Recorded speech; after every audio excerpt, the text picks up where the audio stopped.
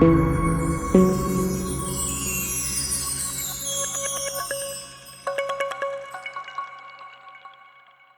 اگر قبلے کی سمت معلوم نہ ہو رہی ہو تو نماز کیسے پڑھیں؟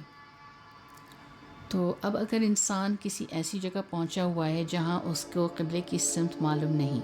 ویسے تو ایڈوانس ٹیکنالوجی کا زمانہ ہے کہ فون میں ایپس ہوتے ہیں، ایپس کے ذریعے آپ سمت معلوم کر سکتے ہیں، لیکن پھر بھی ایسا معاملہ آ جائے آپ کے پاس کہ معلوم نہیں ہو رہا، وائی فائی نہیں ہے آپ کے پاس کیونکہ وائی فائی وہاں پہ کنیکٹ نہیں ہو پا رہا ہے، یا پھر سورج چاند ستاروں سے بھی نہیں پتہ چل رہا ہے کیونکہ اتنا دھند چھائی ہوئی ہے، یا پھر اتنا ابر،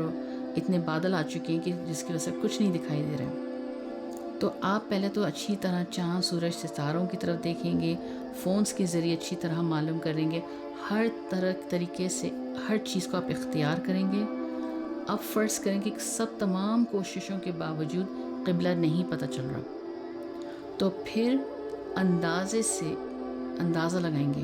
کہ دائیں جانب ہے کہ بائیں جانب ہے، بس جو سمت کی طرف آپ کا دماغ، آپ کا دل کہے گا، بس اسی سمت میں آپ نماز ادا کر لیں۔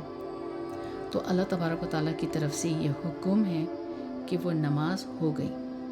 اور اس کا ثبوت حدیث میں ملتا ہے ہمیں کہ جب حضرت جابر بن عبداللہ رضی اللہ عنہ جب آپ صلی اللہ علیہ وسلم کے ساتھ سفر میں تھے تو بادل کی وجہ سے نماز کسی سمت پڑھنے میں پتہ ہی نہیں چل رہا تھا، معلوم ہی نہیں تھا کہ کس سمت میں ہم پڑھیں، تو اچھی طرح دیکھ بھال کر نماز پڑھنے کے بعد دوسرے دن معلوم ہوا کہ قبلہ اس سمت میں تھا ہی نہیں جس سمت میں انہوں نے نماز پڑھی۔ تو پھر اس کے بعد آپ صلی اللہ علیہ وسلم کے پاس آئے، اور آنے کے بعد انہوں نے سوال رکھا کہ ہم نے تو نماز اس قبلے میں پڑھی، اب کیا کریں اس نماز کا؟ تو آپ صلی اللہ علیہ وسلم نے فرمایا کہ نماز ہو گئی۔ تو اس سے معلوم ہوا کہ اگر خوب کوشش کر کے کیا اور کوشش کرنے کے باوجود نماز کے بعد پتہ چلا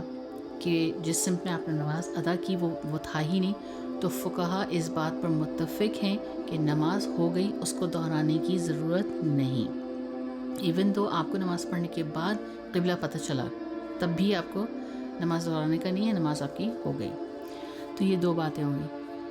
تیسری بات یہ کہ اگر آپ سفر میں ہوں، اسپیشلی گاڑی کے اندر ہوں، اور اکثر یہ سوال بہت آتا ہے کہ ہم گاڑی میں جا رہے تھے، ہائی وے پہ تھے، نماز کا وقت ہو گیا تھا، ہم باوضو بھی تھے، تو کیا ہم نماز میں یا ٹرین میں نماز پڑھ سکتے ہیں؟ تو یاد رکھیے گا کہ اگر نفلی نماز ہے تو جس رخ میں بھی آپ جا رہے ہیں، سفر میں، گاڑی میں ہوں، ٹرین میں ہوں، پلین میں ہوں، تو نفل نماز آپ پڑھ سکتے ہیں، آپ کی نماز ہو جائے گی، اس کی اجازت ہے۔ لیکن اللہ تعالیٰ نے